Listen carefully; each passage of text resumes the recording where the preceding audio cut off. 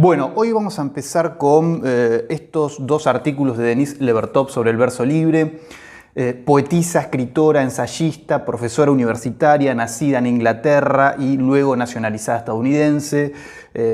Nace en 1923, fallece en 1997, es decir, pleno siglo XX, ¿no? Y antes de empezar, antes de ingresar a los textos, yo haría la siguiente recomendación. Vamos a leer los dos artículos como un todo. Entonces, yo les diría de manera ordenadora, pongamos a partir de esta placa que técnica y entonación yo lo voy a designar como el texto A, ¿verdad? Y sobre el verso libre lo voy a designar como el texto B, ¿no? Entonces digo, si lo tienen impreso, escríbanle A y B ahí arriba y abajo donde tienen las páginas pónganle también la letra abajo, ¿no? 1A, 2A, 3A.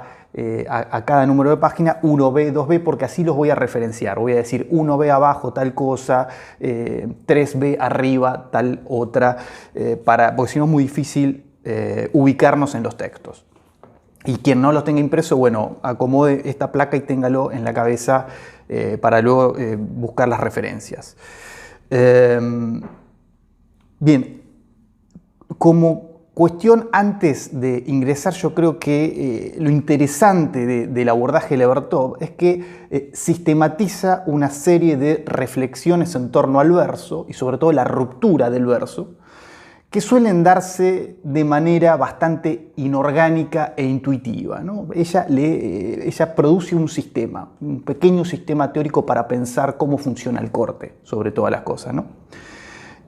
Podríamos decir que le da cierto espesor teórico al problema. Entonces eso ya es interesante, salir de las zonas de la intuición, de corto acá porque más o menos me parece, y tratar de bajar un dispositivo ahí que ordene y que sea más o menos rector. Digo, por ahí puede resultar antipático. Ella toma ejemplos de algunos poetas y dice, bueno, este verso está mal cortado y explica por qué. Dice, este verso no está funcionando. Entonces, bueno, vamos a ingresar en los textos. 1B abajo, Levertov parte de la pregunta general sobre qué es un verso y propone un ejercicio sencillo de pasar un poema a prosa y después volver a redistribuirlo en la página a partir de cortes diferentes, ¿no? Primero, a partir de estas preguntas que parecen tan sencillas pero que son tan complicadas de responder. ¿Qué es un verso? ¿Qué es lo que el verso hace? En esta placa que vamos a leer ahora, la idea de que la ruptura del verso operaría como una media coma de duración, ¿no? Esta idea de que el corte de verso implica una forma heterodoxa de puntuación, ¿no? Es decir, hay que producir una media respiración en cada corte de verso. De cada corte es una marcación objetiva que está ahí para que el lector efectivamente la tome en cuenta. Y entonces ella, un poco esto es lo que va a pensar. Dice, 1B abajo, dice, ¿qué es el verso? ¿Qué hace que un verso sea un verso? ¿Cómo saber dónde concluirlo si no tenés una estructura métrica predeterminada que te lo diga, ¿no? Como Hernández en la Gauchesca, ¿se acuerdan? Es que escribe ahí esas sextinas octosilábicas, entonces en la octava sílaba sabe él que tiene que cortar. ¿Cómo hacemos para saber dónde se corta, ¿no? Y salir de ese territorio de la intuición? Bueno, más o menos corto acá porque me parece, ¿no? Dice, hay una estructura que puede ser pensada y que nos puede orientar en los cortes que efectivamente funcionan y los que no. Dice un poco más adelante, la manera de averiguarlo es mirar lo que el verso hace, ¿no? Dice, toma un poema y mecanografialo como un párrafo en prosa, volvelo a pasar a máquina en versos, pero no en sus propios versos, dividilo de manera diferente, léelo en voz alta, observando que la ruptura del verso, aproximadamente una media coma, está ahí ciertamente para ser usada, y si simplemente seguís de largo ignorándola, podés de igual manera reconocer que querés escribir en prosa y hacerlo y listo, ¿no? Básicamente esto es lo que está diciendo. Si vos no reflexionás sobre cómo está operando este corte y cortás por cortar porque está de moda escribir en verso libre, ¿no? En un momento del siglo XX donde efectivamente los poetas de verso libre proliferan, y después agarrás el poema y pasás de largo todos los cortes y los lees como si no tuviera ningún corte. Bueno, dice, por ahí querés escribir en prosa, no hay ningún problema, ¿no? Nadie está obligado a escribir poesía. Ahora, si vas a escribir poesía, tenés que empezar a tomar conciencia de que estos elementos están operando en el poema y que son estructuralmente significativos, ¿no? Vamos a ver que ella lo que está pensando es en términos estructurales, ¿no? Está pensando la forma. Eso me parece que es importante y que nosotros recalcamos todo el tiempo, tratar de empezar a prestar atención a estos elementos formales, ¿no? Entonces, Levertov va a decir, el verso libre opera a nivel del sentido en estas maneras más allá de lo que los poemas aborden, ¿no? Más allá de lo que hablen los poemas. Entonces, no importa si un poema habla de una vieja que pasa por la calle comiendo ciruelas, ¿no? Como puede ser un poema de William, o si habla del neoliberalismo en la Argentina durante los 90, como puede ser Puntum de Gamarota. Los dos son versos libres, los dos estructuralmente están diciendo, además del motivo del poema, alguna cosa que se relaciona en términos de forma. Entonces, esta idea de que la ruptura del verso sería una media coma de duración, es decir, una forma de puntuación no ortodoxa. Y después en la 2b, arriba, aclara un poco esta idea y dice, básicamente, la función del verso es interrumpir la frase y esa interrupción lo que quiere es expresar las pausas no sintácticas del pensamiento, ¿no? Dice, ¿cuál es la función de tales interrupciones?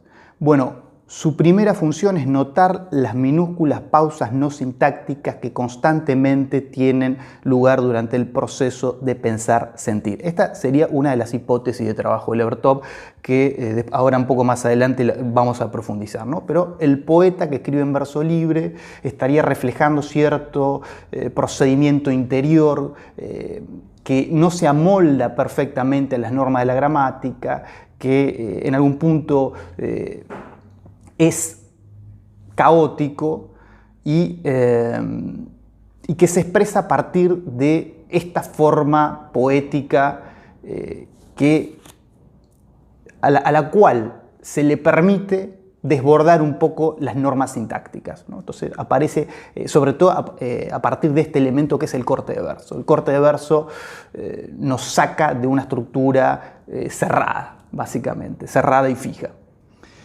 Bien, 1A abajo, 2A arriba. Seguimos con esta idea de que la ruptura del verso es una forma heterodoxa de puntuación, lo va a desarrollar ahí un poco, ustedes pueden ir y recorrer esa parte del texto, y sobre todo que esta forma heterodoxa de puntuación tiene sobre todas las cosas una función rítmica, ¿no? Hay una clave musical de Levertov, ¿no? que efectivamente la poesía tiene una impronta musical muy fuerte, ella desarrolla un poco los conceptos de ritmo, tono y melodía. No nos vamos a meter nosotros acá, yo en presencial suelo preguntar y siempre hay alguien que estudia música y puede explicarlo mejor de lo que lo puedo explicar yo, pero entender esta clave musical y que todos estos elementos están en función de justamente de ciertas cuestiones expresivas que son formales y que vienen atadas a esto, ¿no? Al ritmo, a la melodía, al tono del poema. Entonces, lo que sí a mí me interesa pensar es que estos elementos musicales vienen dados por determinada disposición del poema en la página, ¿no? Toda disposición del poema es un elemento significante. Nosotros veíamos ahí con Lamborghini, con Perlonger, las sangrías, los espaciados. Son elementos, bueno, con Girondo, que era pedagógico de esto. Esa organización del poema hacía que el poema sonara de una manera determinada y no de otra. Con respecto a esto, 3b arriba, fijémonos, dice, ¿no? La cuestión musical lo explica de esta manera, ¿no? Ella habla del cambio de modelo tonal que ocurre inevitablemente al observarse las rupturas del verso, ¿no? Dice un poquito más abajo, dice, este elemento melódico no es meramente un enlace ornamental, sino que al derivar, como en verdad lo hace, de la mímesis del proceso mental, es fundamentalmente expresivo. A mí esta oración me parece importante porque que el poema suene mejor o que suene de determinada manera, dice Levertov, no es un adorno, entorno, no es un elemento secundario, es fundamentalmente expresivo, afecta al sentido del poema, ¿no? En tanto está vinculado con esta idea de la representación del proceso mental, ¿no? Y ahí pone un ejemplo de su propia producción poética, un ejemplo sería de corte expresivo, y explica por qué cortó un verso ahí y no en otro lado, ¿no? Entonces dice, up and up into the tower of the tree. Ella explica por qué cortó ese primer verso. Básicamente dice, este medio verso expresa mejor la idea de ascenso que si hubiera mantenido todo en un solo verso, ¿no? Up and up into the tower of the tree, todo junto, perdería este efecto sonoro, ¿no? De up and up, que son tres vocales abiertas y esa media respiración, up and up, respiración, into the tower of the tree, ¿no? Es una pausa que da como una sensación de aleteo, ¿no? Up and up, corta. Ahora, en cuanto a lo que decía sobre la disposición visual, fíjense, 3A arriba, dice, este es un momento importante, dice, el despliegue del poema en la página es considerado como una marcación, esto es como las instrucciones visuales para efectos auditivos. La forma en que los versos son cortados afecta no solo al ritmo, sino a los modelos tonales, ahí en esta lectura un poco musical que hace del procedimiento poético, ¿no? Pero esta idea, en principio el corte de verso, pero todo elemento que esté asociado a esta disposición del poema en la página, lo veíamos con Lamborghini, lo veíamos con Perlonger, es una marcación, es decir, una marcación objetiva que está ahí como una instrucción al lector para que la lectura en voz alta de ese poema produzca determinados efectos auditivos, ¿no? Entonces, esto un poco está apuntado al lector, pero también al productor, en el sentido de que todo corte, todo elemento que vos vas a poner ahí en la página es una instrucción para el otro, para que el otro lea el poema como vos querés que ese poema suene, ¿no? Más allá que cada lector le dará su impronta personal, el poema tiene marcaciones que son objetivas, ¿no?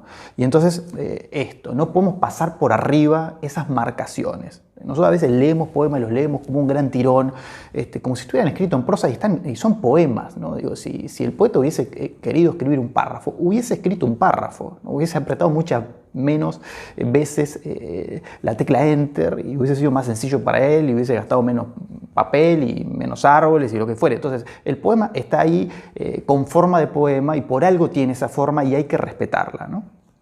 Bueno, ahora toda esta impronta formal, esta impronta inmanente, es decir, este abordaje que piensa cuestiones intrínsecas del propio texto, están relacionados con el afuera del texto. En realidad, desde un comienzo yo hice como una entrada lateral a estos artículos porque me parece que el núcleo duro de la problemática que está pensando Levertov tiene que ver con pensar estas cuestiones intrínsecas, estas cuestiones inmanentes de los poemas, de la producción poética. Pero fíjense que al comienzo del 1A, del texto A, o sea, en la página 1A, aparece esta hipótesis de que el verso libre, es decir, las formas no métricas, las formas abiertas, sirven mejor para reflejar la sensibilidad de nuestra época, dice Levertov. Acá lo que hay que leer es el siglo XX, ¿no? Dice, en la 1A dice, existen hoy pocos poetas cuya sensibilidad se exprese naturalmente en la forma tradicional, salvo por la sátira o la ironía pronunciada, que aquellos que lo hacen son de algún modo anacrónicos. Dice, la naturaleza cerrada, contenida de tales formas, tiene que ver menos con el sentido relativista de la vida, que inevitablemente prevalece a fines del siglo XX que otros modos más exploratorios de finales más abiertos, ¿no? ¿Se acuerdan cuando veíamos a Bartleby? Yo hice una presentación a partir de Jameson y les decía, existe la estética moderna y luego a partir de los 60 sobre todo la estética posmoderna, hay una especie de quiebre, ¿no? Y es quiebre básicamente con respecto a esta posibilidad de enunciar los grandes relatos, los relatos totalizadores, ¿no? La primera mitad del siglo XX tiene que ver con esta con esta vocación por construir ese tipo de relatos, ¿no? Ese momento donde aparecen los fascismos, por ejemplo, como grandes relatos, que por supuesto luego conducen a los genocidios y al holocausto. ¿No? Pienso ahí en Adorno, después de Auschwitz no se puede escribir más poesía. Bueno, más poesía tal como se entendía en ese momento histórico. Entonces aparece este sentido relativista de la vida, la caída de la fe en la construcción de grandes relatos, esta posición de enunciación mucho más fragmentada. Entonces, que Levertov dice, el verso libre se adecua mejor a esa nueva sensibilidad que emerge en la segunda mitad del siglo XX, ¿no? Entonces, me parece interesante que esta cosa tan dura, tan metalúrgica, tan intrínseca a las cuestiones textuales, tiene también su ojo puesto en el aspecto social e histórico. Es decir, Levertov relaciona esta forma poética con el contexto de producción. Dice un poco más adelante, dice, un soneto puede terminar con una pregunta, pero su estructura esencial subyacente arriba a una resolución. Las formas abiertas no terminan necesariamente de manera inconclusa, pero su grado de conclusión es estructural y por eso expresivamente menos pronunciado y comparte la naturaleza abierta del todo, ¿no? Esto es lo que decía hace un rato, la cuestión de que Levertov está pensando en términos estructurales. Es decir, Levertov está pensando qué es lo que esta forma poética le aporta al sentido de todos los poemas que están escritos de manera abierta, que están escritos usando esta forma de corte no tradicional, esta forma de corte agramatical, ¿no? Concluye, las formas más aptas para expresar la sensibilidad de nuestra era son las exploratorias, las abiertas, ¿no? Y un poco más adelante dice, en la segunda parte del siglo XX, no solo nos interesa conocer la meta, sino que también queremos ver la descripción del viaje, ver los procesos, no solamente el producto, sino también el proceso, ¿no? Y creo que ahí ella hace una analogía con la cuestión pictórica, cierta pintura contemporánea que nos muestra el trazo del borrador, ¿no? No solamente el trazo final, sino que aparecen en lápiz ahí abajo de la pintura el proceso que le llevó al pintor llegar a esa forma más cerrada que es la figura final, ¿no? Bueno, en algún punto la poesía de verso libre sería para la literatura lo que esas grafías, esos trazos en la pintura contemporánea son para el pintor, ¿no?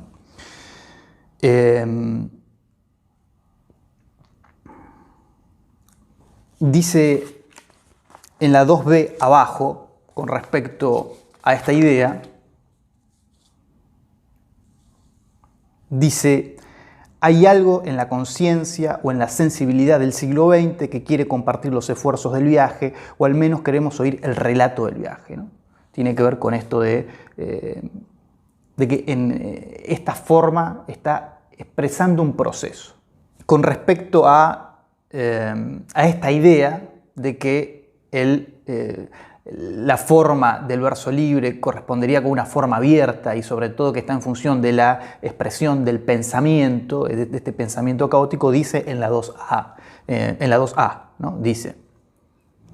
Dice, ¿cuál es la naturaleza de las pausas alógicas que registra la ruptura del verso? Si los lectores piensan en su propio discurso o su propio silencioso monólogo interior al describir los pensamientos, los sentimientos, las percepciones, escenas o acontecimientos, reconocerán, pienso, que con frecuencia dudan, si bien muy brevemente, como con una pregunta no dicha, un qué, un quién, un cómo, antes de los sustantivos, adjetivos, verbos, ninguno de los cuales requiere ser precedido por una coma u otro signo de puntuación normal en el curso de la lógica sintáctica. Esto un poco lo que veíamos, hasta profundiza esa idea de que el verso libre estaría en función de la expresión del pensamiento. Es un proceso abierto que está reflejando el proceso de pensamiento, que también es abierto, ¿no? Que no es cerrado, que no es conclusivo, no pensamos de manera compacta. Dice más adelante, introduciendo un contrarritmo alógico en un ritmo lógico de sintaxis, causa, al interactuar ambos, un efecto más cercano a la canción que a la afirmación, a la danza que al caminar. De esta manera, la experiencia de empatía emocional o de identificación, aunada a la complejidad acústica de la estructura del lenguaje, se resume en un orden estético intenso que es diferente de aquel que se recibe de un poema en que las formas métricas están combinadas con la sola sintaxis lógica, ¿no? El poema de verso libre operaría con una lógica paralela a la de la sintaxis. El pensamiento interior del poeta operaría también con una lógica paralela a la de la sintaxis. Entonces, por eso es efectiva esta forma. Y acá, en la 1A abajo, 2A arriba, despliega la idea de que la prosa se relacionaría con la expresión de pensamientos completos y acabados, estructuralmente, más allá de lo que hable el cuento o la novela, y que en cambio la poesía, entonces de verso libre, en función también de lo que acabamos de leer, aparecería como un discurrir, ¿no? Como este discurrir interno del poeta, ¿no? Entonces esto lo podríamos recortar en una placa para que sea un poquito ordenador y pensar esto de que ella está abordando el tema desde un punto de vista estructural. Entonces la prosa quedaría ligada a pensamientos acabados y la poesía, la prosa y las formas métricas también. Ustedes podrían agregarle ahí la poesía métrica también está relacionada con pensamientos acabados. Entonces un soneto es una forma ordenada de pensamiento, una forma corregida. El soneto está corregido, ¿no? El verso libre también, pero el soneto está corregido en función de sacar todos esos elementos caóticos que estarían expresando el pensamiento del poeta. El soneto es un dispositivo que funciona de otra manera, ¿no? La prosa lo mismo, están relacionados con pensamientos acabados, totales, clausurados. En cambio, la poesía de verso libre se relaciona con el proceso abierto del pensar y sentir, ¿no? Eso me parece interesante, sería como una segunda hipótesis de lectura de Levertov. Bien, cortamos acá este video, seguimos en el video siguiente donde Levertov ya recupera algunos ejemplos de lo que sería la versificación expresiva, es decir, estos cortes que son expresivos y que afectan al sentido de buena manera, y sobre todo donde recupera ejemplos y dice, acá esto está bien cortado, esto está mal cortado, por esto, esto y aquello, este corte está mal hecho, ¿no? A ese nivel de eficacia teórica llega Levertov, decíamos, para pensar algo que hasta este momento estaba librado a la intuición de los poetas, ¿no? Que el poeta corte de manera intuitiva. Bueno, Levertov trata de bajar algunas cuestiones un poquito más sólidas para pensar el corte de verso. El siguiente video vamos con esos ejemplos.